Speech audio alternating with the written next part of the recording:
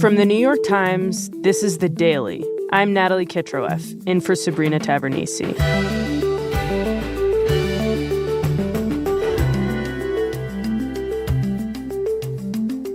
Tonight, millions of Americans will tune in to watch one of the biggest sports events of the year, college football's national championship game.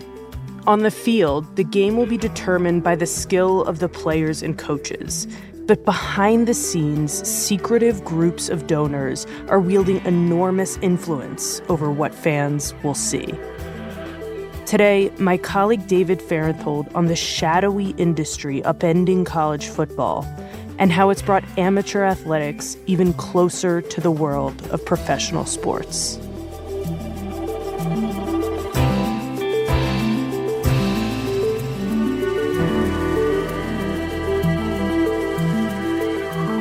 It's Monday, January 8th.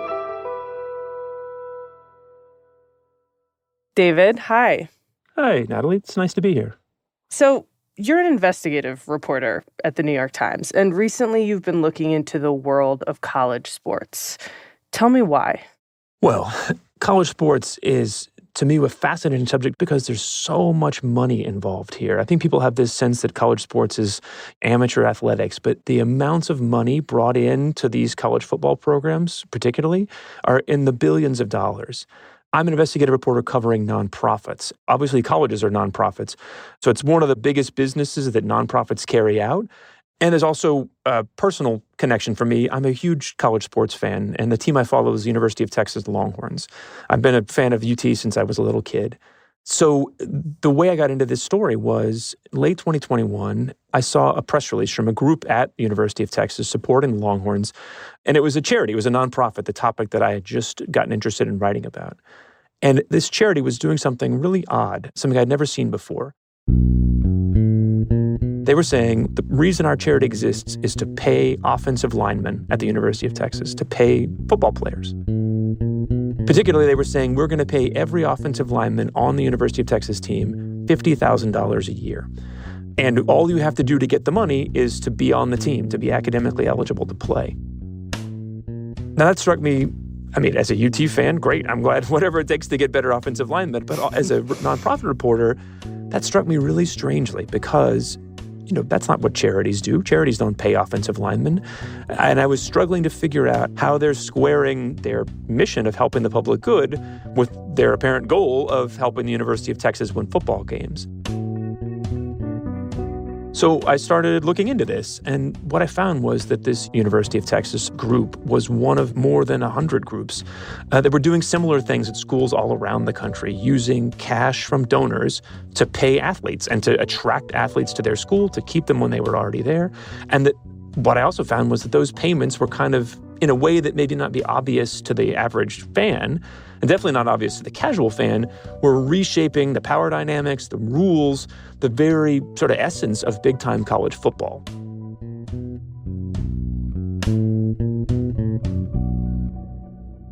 How so? Tell me more about that.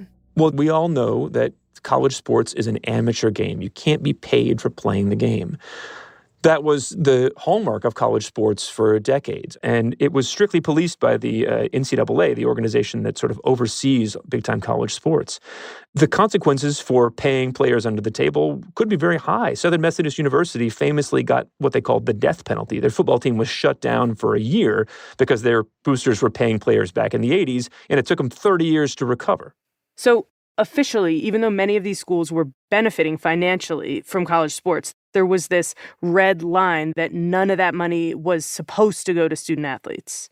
That's right. Hundreds of millions of dollars, billions of dollars flowing into these schools collectively from TV deals, from ticket sales, and it finds all these other channels. Coaches get paid tens of millions of dollars a year, and the money would get filtered to players in a way in that they would get scholarships and they would get a nice dorm to live in, very nice athletic facilities.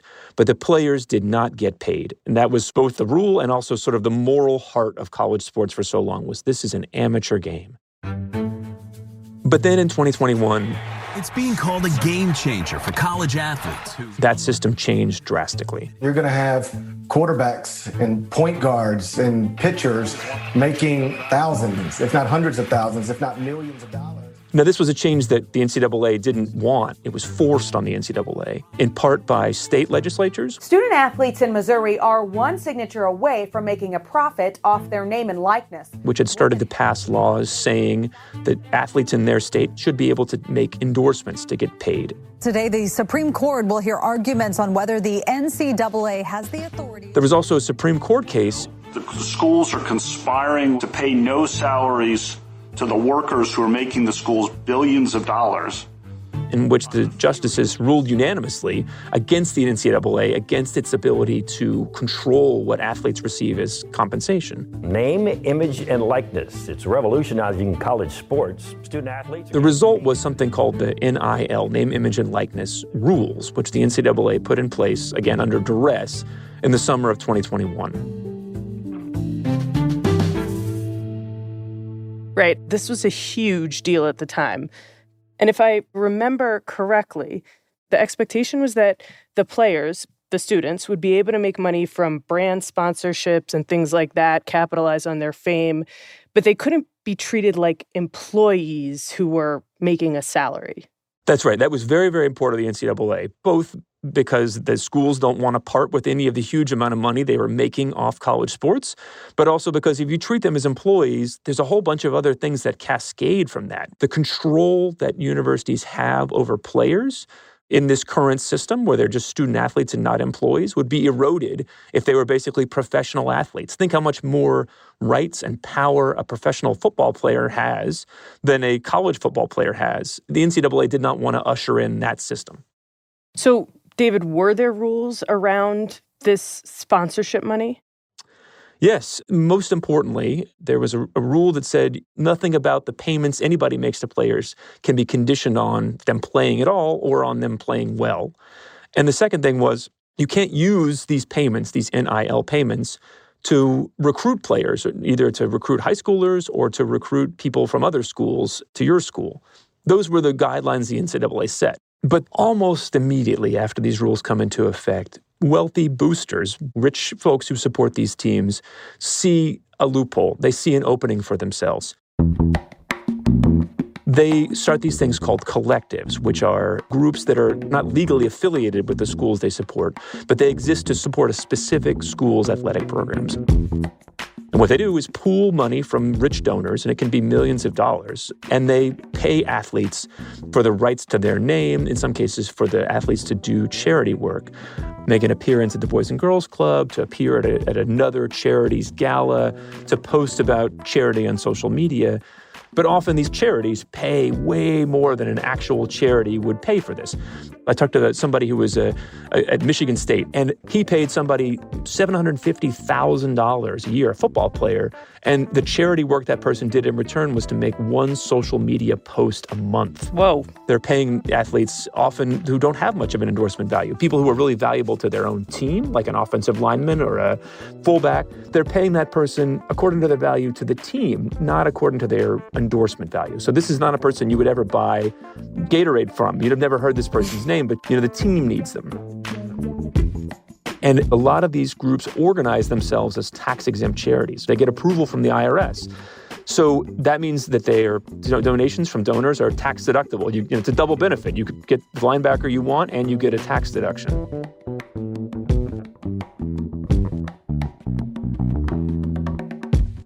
Wow. So you have these collectives, these outside groups that are theoretically not attached to the universities, and they are ostensibly paying for charitable work, but really this is all just a cover for recruitment for these teams.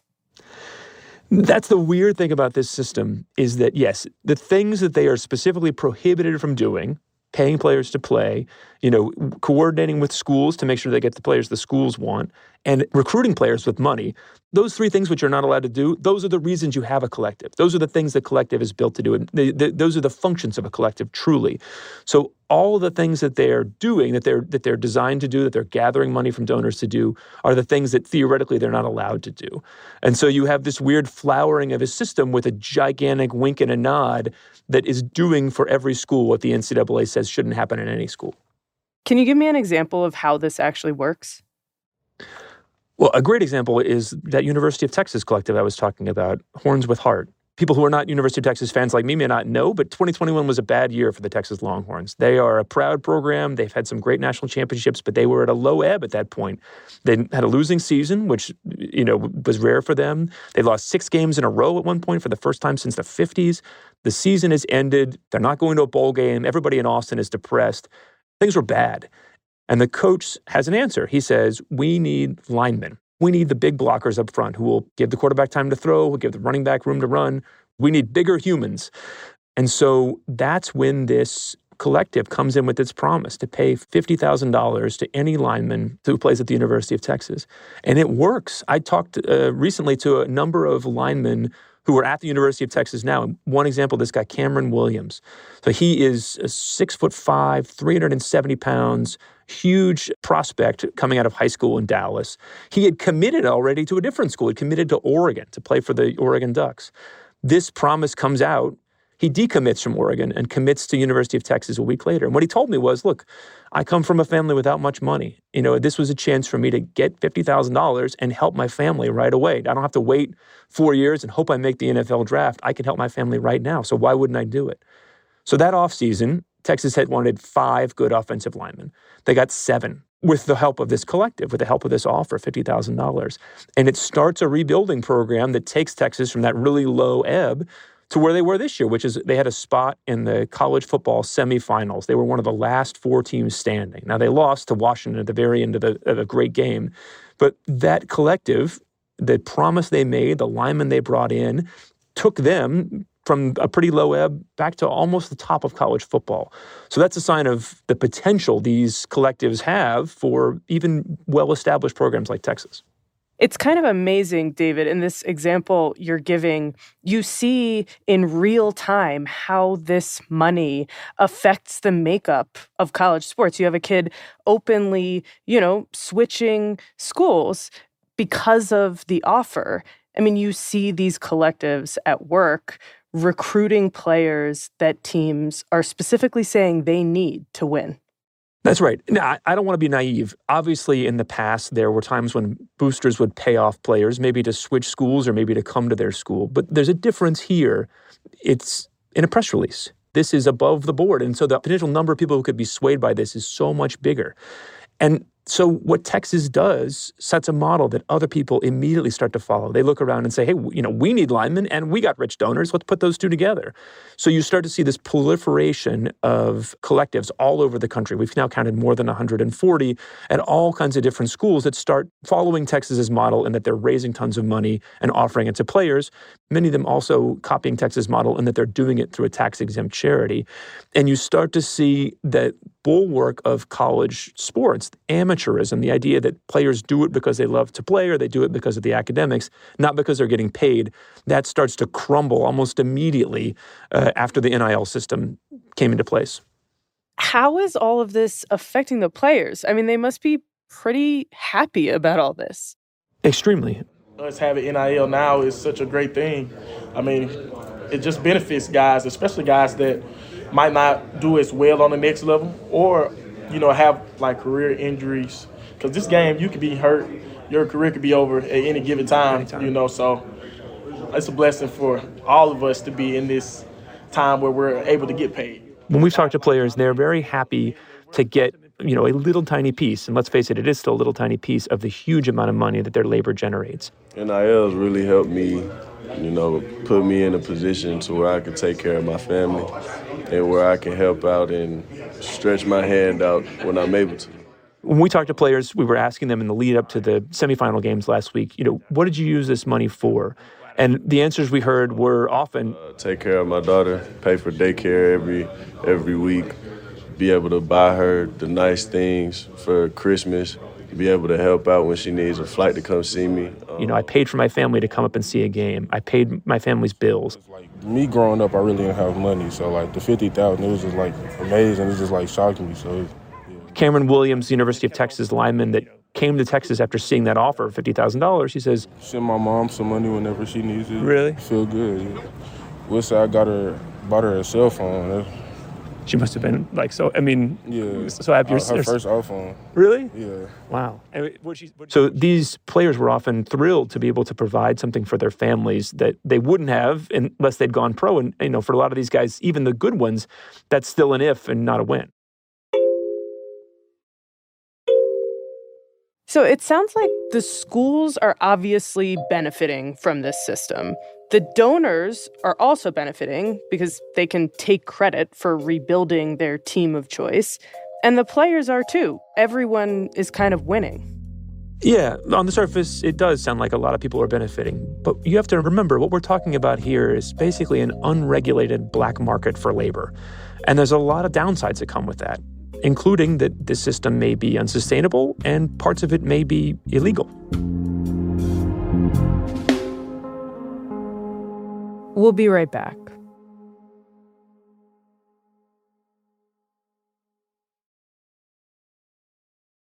David, you've walked us through how these collectives have sort of supercharged paying players in college sports. But even though players are getting windfalls of, in some cases, life-changing amounts of money, there are also downsides. Tell me about them. Yeah, the players are just really exposed because, as I said, they're basically in an unregulated black market. They're getting paid by people who are not really their employers for doing a job that's not really the job they're doing. There's not that many protections if they get injured. The collective could stop paying them. In some cases, collectives have made promises to players, signed contracts, and then not fulfilled them. There's a famous example of a player from high school committed to the University of Florida after its collective promised to pay him more than $10 million. Then the collective didn't have the money, shut down, and he didn't get paid at all. He transferred to another school. So there's no recourse to rely on if these collectives leave you high and dry. So players are really exposed in that way. The second way is that there's just no transparency here. There's no way for players to gather the information they need to know how much they should expect to be paid and how much they're worth. Think about professional leagues, right? We know how much a good second baseman in Major League Baseball ought to get. We know how much a good quarterback in the National Football League ought to get because there are unions, there's a minimum contract, but there's also a lot of transparency about what other players at those skill levels and those positions are paid. There's none of that here. It's all sort of rumors and misinformation. So if you're a player or a player and his family trying to navigate this market and find out really what you're worth, it's almost impossible. And the secrecy goes so far that even within teams, we talked to a collective at SMU, Southern Methodist, who said, we tell our players, don't ask each other what we're paying you because, we don't want you to find out that the guy next to you is getting paid more. And when I say there's no transparency, I've tried that. I sent public records requests to more than 40 public universities about what their NIL collectives are paying their students. And almost all of them said either that they didn't know or they wouldn't tell us. In some cases, they wouldn't tell us because basically the logic was, we want our football team to win. And if we tell you what our players get paid, that might result in a collective disadvantage for us. And so we're just not going to tell you. That's how hard it is to figure out what the rules are and the standards are in this market. Imagine trying to navigate that as an 18 or 19-year-old. I mean, that is a truly extreme level of secrecy that these collectives are treating what are ostensibly charity payments in some cases as a trade secret. Right. And if you pull back, there's a really big equity problem. Now, college sports are subject to something called Title IX, which is federal legislation that mandates equal opportunity for female athletes and male athletes. Obviously, the decades that Title IX has been in place, it has caused a revolution in women's sports, not just in the college level, but at the professional level. Collectives are, because they're third parties, they're not part of the university, they are not subject to Title IX, and they do not follow it, definitely. So I think the average salary for men's basketball players from collectives is like $30,000 something. The average salary for women's basketball players is like $9,000. So There's a huge imbalance toward male athletes. And the collectives say, that's what our donors want. Our donors are, people who like to watch football. So, there's no requirement that they share the wealth with, the rest of the sports teams at the school the way there is for money that comes through the university. The other big downside is that a lot of what these groups are doing may be illegal. And that goes back to the fact that a lot of them, like the one at the University of Texas, are operating as tax-exempt charities. Explain that. We talked before about sort of the rules that tax-exempt charities have to follow. Money in a tax-exempt charity is supposed to be used for the public good, and it can't be used to benefit the private interests of a few people. Now, the IRS is effectively the regulator of nonprofits in the U.S., and it allowed a lot of these nonprofits in. It gave them tax-exempt status, these collectives. And then in May of this year, it seemed to reverse itself. What the IRS did was put out a memo saying the way that a lot of these collectives operate shows that what they really care about is helping the athletes and helping the team win, not helping the public good. And if that's the case, you can't really be a charity. You're not really tax exempt if that's the case. So it was a warning to all the collectives out there. Look, you got to change in the future. You have to reorganize your operations so that you really are helping the public good first and paying the athletes second. So a lot of the collectives are sort of grappling with that. Do we just keep doing what we're doing until the IRS comes to us specifically and makes us stop? Or is that too much of a risk? Are we taking the risk that we're going to lose our tax exemption, have to pay penalty taxes? Should we make some change in the meantime? Are they making change in the meantime? As somebody who's talked to many, many of these groups, I will say no. Some of them have talked about making changes. The only groups we've found making a change are the ones that had not actually gotten the IRS approval before the IRS changed its mind. So there's one at the University of Michigan that was still in the queue for approval when the IRS changed its mind, and they had to massively overhaul their operations to get approval. So where a lot of collectives pay 100% of their money to athletes, they had to change so they paid 70% of their money to other charities and only 30% of their money to athletes. So imagine if you have to convert your collective to run on that model, 70% of your money doesn't go to the athletes. Try telling that to your donors, and how much more money would you have to raise to have the same impact on your school? It certainly seems as though this system is flawed, and it's drawing increasing criticism. There are questions about the legality of it. So how is the body that sets the rules for college sports, the NCAA, responding? So far, they've responded really weakly. In fact, the only case we know of where anyone's been punished for NIL being used in recruiting, which again is against the rules, is a case where at the University of Miami, a booster who was paying a lot of NIL money to players sort of took pictures of himself, live tweeted himself recruiting 2 players from another school to Miami. Wow. In that case, where the proof was on the internet, the NCAA punished the Miami basketball team lightly. Nobody else that we know of has been punished in that way. But the NCAA sees what's happening and I think realizes 2 things. One, that it's encouraged huge, wide-scale disobedience of its rules, and also that it's allowed a shift of power from the schools themselves to these donor-run collectives that the conferences, the schools, and the NCAA are alarmed by. So what they've done is propose a pretty significant overhaul of the way these rules work. Okay, what is it? At the core of it, the idea is that schools would now be able to pay their own players directly. So the thing that collectives do now, paying the players through this NIL system, nominally paying them for their name, image, and likeness, but really just paying them to play, that function would now be shifted to the schools themselves. So the school athletic department could pay one of its offensive linemen for his quote-unquote name, image, and likeness rights, and the collective wouldn't be necessary anymore. I think the floor would be $30,000 per player, and it could go up from there. How would that actually work in practice? Because I have to imagine that not every school can afford to pay all of their athletes at least $30,000. Yeah, that's right. Now, obviously, this is just a proposal. It's a long way from becoming a reality, but it's interesting to see how the NCAA imagines that if it did become reality, the world would change. And what it imagines is basically a league of super teams. You're going to take the top 30 teams in college football, which are the ones that can afford to pay their players and be in this game, and you're going to cleave them off and make them into sort of like a miniature NFL.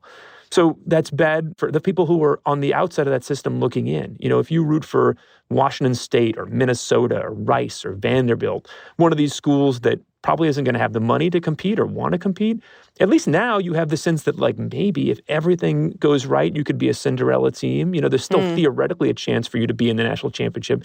Now, Cinderella's at home with the mice. There's no chance. You're, like, legally never going to compete for that championship, and you're playing for a second-class crown. Maybe people are okay with that, but it changes what it means to be a fan of those schools. And under this proposal, in this theoretical super league, are the universities treating their players, the students, like employees? No. So the schools would take the function of paying the players from the collectives and take it for themselves, but they would still want to pursue this kind of like quirky logic to make sure that the students are not employees, because the NCAA still doesn't want to take on the employer-employee relationship with students and all the other rights to collective bargaining, employment law protections, workers' comp, all the things that would come with that relationship. This is an effort to keep that out whilst taking the function of paying the players in. Hearing this proposal, it seems like the NCAA is really walking this tightrope where it is proposing a change, but not fully embracing the idea that college athletes should be treated like professionals.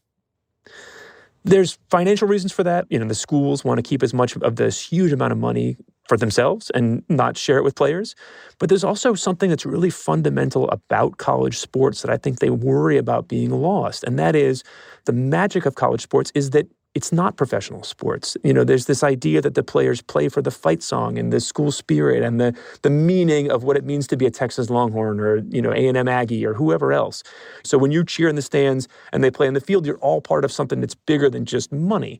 And if you make it money, if college sports becomes mercenaries going from place to place, for salaries, I think they're worried that they'll lose the thing that has made college sports such a zillion-dollar industry, that it'll just become basically a minor league. And who cares about minor league sports? I have to ask, honestly, as a viewer of college sports, was there any of that amateurism really left in football, for example? I mean, so much of it already feels like a professional sport. The money that comes in, not to the players, but to the schools, the number of viewers, the stakes. I mean, I'd imagine college football already has more viewers than the NHL, for example. Yes. I mean, in so many ways, this was already professionalized. The only thing that seemed different before was that the labor was free. I think of this as sort of like a Santa Claus problem, right? If you want to believe in Santa Claus, you go looking for reasons to believe that. And until you see the guy in the mall take off his beard and see that it's not Santa Claus, until you're forced to sort of see that the illusion is an illusion, you're looking for reasons to believe. And that's the case with football fans like me. The illusion that's being perpetrated here, that we want to believe in, is that those guys in the field are doing it for me. They're doing it because they love the school that I love. They're doing it because they believe in the fight song and the ethos and the lore of the school. They're out there playing hard because me in the stands and them on the field, we're all supporting the same institution. So what these collectives have done, and it's sort of ironic that they are such shadowy, secretive organizations, their existence and the way that they have sort of, brought the payment of players, normalized it, brought it into the light, has sort of changed the illusions, made it impossible to see to believe that's Santa Claus, right? And I think that's going to change the way that the college sports goes on in the future. It's certainly a benefit for players. The question is, what does it mean for fans? And, if our illusion goes away, does that change the popularity of the sport? Does it change what draws people in? It's certainly going to be a big change that both players and fans have to reckon with.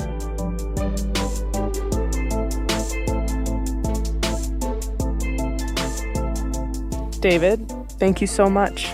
Thank you.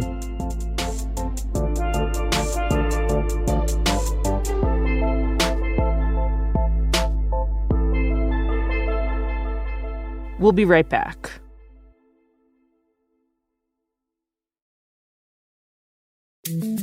Here's what else you need to know today. The Federal Aviation Administration ordered U.S. airlines to temporarily stop flying Boeing 737 MAX 9 planes after a harrowing episode on Friday in which an Alaska Airlines jet was forced to make an emergency landing.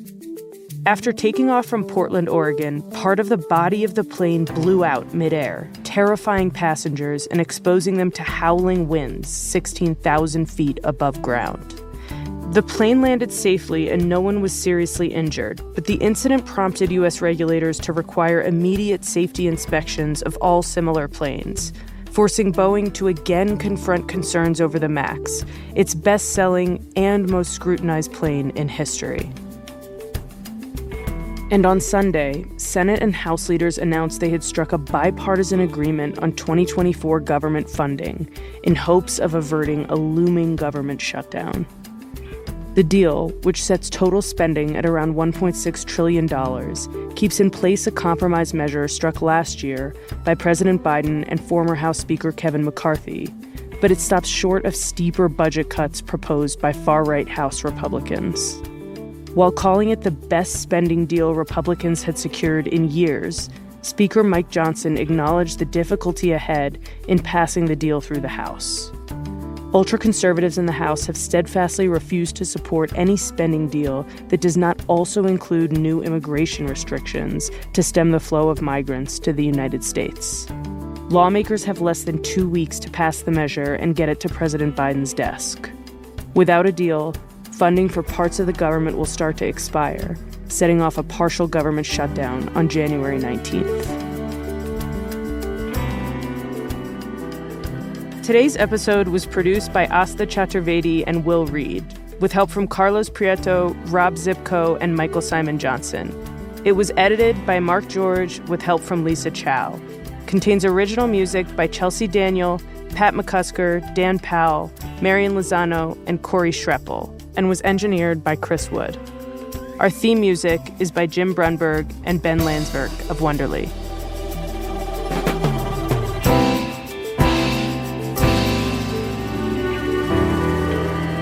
That's it for The Daily. I'm Natalie Kitroev. See you tomorrow.